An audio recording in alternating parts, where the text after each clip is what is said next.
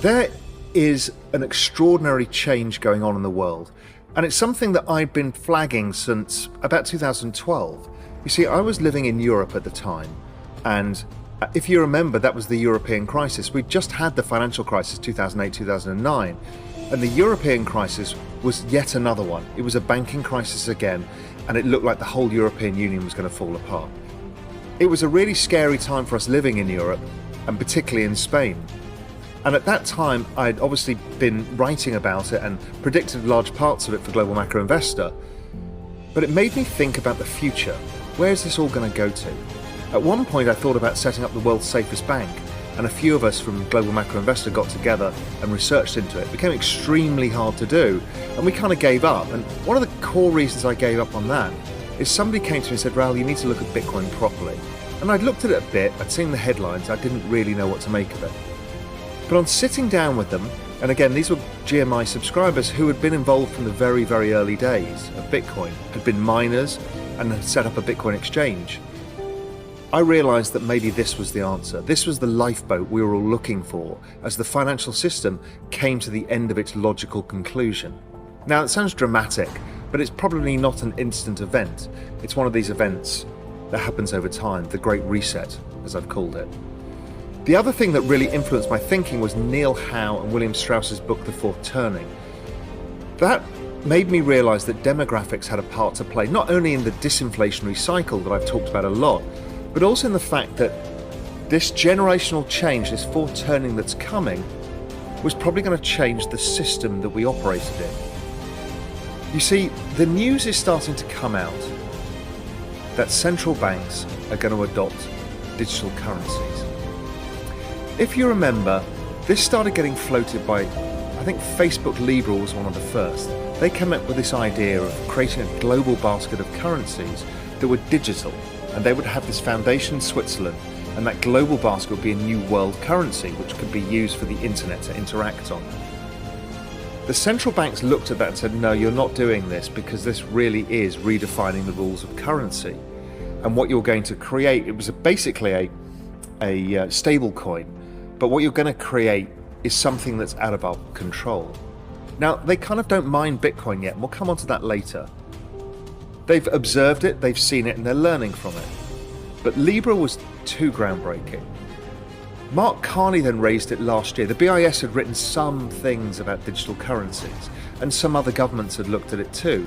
But Mark Carney put the shot across the bow at Jackson Hole last year, where he said that what Libra was doing was probably the future. That this system where something like 79% of all transactions on Earth are in dollars, yet the US is only 25% of global GDP. How does that work? This leads to these dollar shortages, these problems where countries like South Africa are beholden to the US dollar, or Brazil or Argentina, when really their trading partners may be elsewhere. But the dollar rules all. It is so all-encompassing, so powerful as a reserve currency that it's breaking the very system we're in. We've also then hit COVID. And COVID was like that 2008 moment, or the European moment 2012, where everything stopped and all of the trends hyper-accelerated. The trend I'm more interested in was really the trend of governments having to use central banks to backstop them to create enormous fiscal stimulus. So we've seen the largest fiscal stimulus by any measure the world has ever seen. And basically the central banks have printed money to allow it to happen.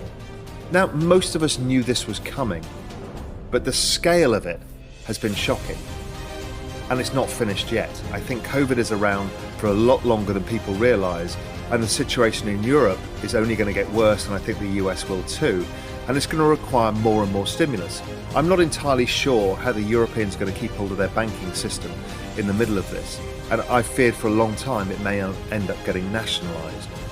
But against that backdrop of this extreme situation where governments really can't print more money because they just have constraints within their parliamentary systems, and yet central banks are telling them they need to do more, and we'll try and backstop you. This is an awkward situation that nobody knows how to deal with, but the central banks are pushing to say we need more.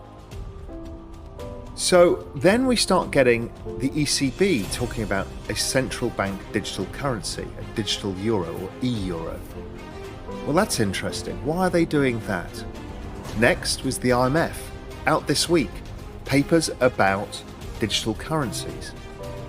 Then we've seen it from the Department of Justice in the US. We've seen it from the agreement in the US for certain banks to custody Bitcoin and other digital assets, allowing them to come into the system. We've seen a whole bunch of these things. They're going towards central bank digital currencies. So what does that mean? Surely currency is digital now anyway. I mean, you can pay with your credit card, you can transfer money. Well, this is very different. Right now, to transfer money, you go through the banking system. Digital currencies are the central banks operating directly to you. So you have an account with a digital wallet with the central bank. So why do you need banks, do you ask? Well, I'll come on to that in a bit too. It's a complicated world and we don't quite know where it's going. But okay, so we've got the central bank digital currency. And if you see the nice fluffy way the IMF have dressed it up, it's, well, we've got a cross-border payments platform so you don't have to use those awful wire transfer systems. Yes. But it also means that people don't need the SWIFT transfer system, which is what creates the backbone of the US dollar. Now, I'm not dollar bearish yet, and I think it will morph into that. I'm actually still extremely dollar bullish. We'll come on to the dollar a bit more in due course as well. But when we look at this, they're trying to create payment rails, so they say. And that's great. We need to be able to just instantly transfer from our mobile phone from one person to another. I can send money to my mum in Spain, she gets it instantaneously, like it works for Bitcoin. Beautiful. But that's not the only reason. As I said, SWIFT is another big reason. The reason why people like China want to get off the SWIFT payment system and the global monetary system based around the US dollar. But before that comes this idea of central banks and fiscal policy. We've run out of monetary policy. Rates are zero or negative in most countries. I believe rates will go negative in the US by the end of this COVID recession. I think it goes on longer than people expect. People are familiar with my unfolding thesis. You see, central banks want to be able to give people money directly, direct monetization. They can't do that right now. Right now, they print money, it goes into the banking system, the banks hoard it because we're going through a credit crunch. So that's very typical action. They keep their reserves higher than normal and the money doesn't get into the system. So only the best creditors get access to the money, which doesn't help when you've got a solvency problem when people who don't get all the credit, who can't issue bonds, let's say they're not a giant corporation, they can't issue bonds, they can't get credit, they go to the wall. So if you remember, the government started giving direct payments, this $1,200 and other such payments to corporates and loans. But it's clunky to go through government. We've seen some of the payments didn't happen. It was slow to get off the ground. There was no easy way to do it. So the central banks think, we've got no monetary policy left, so why don't we do the fiscal? So in times of crisis, and this is how it'll get solved, we can do it directly. We can circumvent everybody, put it straight on our balance sheets and give you money, you in need of it, directly money. That's a great thing. So you're a restaurateur, you're out of business right now. You've got a solvency problem because you can't pay your rent, you've laid off your staff and you can't reopen. So you're stuck. Do you just lose your business you've had for over the last decade or two? Or do you somehow sit it out? The bank won't give you money. The government gave you some sort of loan, but what else is coming? How do you survive this? Well, the central bank could give you money directly. That kind of stimulus is what they want to do. It's also a way for them to kickstart universal basic income, because the central bank can underpin the poorer parts of society by giving them money directly. It doesn't go on the government balance sheet. Now, central banks now believe they're omnipotent, that they can continue to expand balance sheets forever. You see, this could be a really, really good way to solve many of the world's problems. It solves the SWIFT problem, it solves the Eurodollar funding markets problems, it solves the problems of getting money to people who need it. Central banks can also change entirely the structure of how money and monetary policy works, and fiscal policy, because they can give it to different people in different ways. So they can credit the restaurateur, but then penalise with negative interest rates the baby boomer saver because they want to release their money back into the economy. They can give students a positive interest rate to help them save. They can change everything. This is the rise of behavioural economics and incentive systems. So governments essentially using big data can find who they need to stimulate at any time and adjust accordingly. They can do it dynamically. This is a structural, massive shift to everything we understand about economics, particularly macroeconomics. Nobody's prepared for this. None of us know what this means. It means, and it will be sold on, a load of good things. And I think there's a lot of good things that come from this.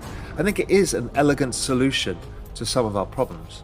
But elegant solutions in governments and central banks lead to unintended consequences.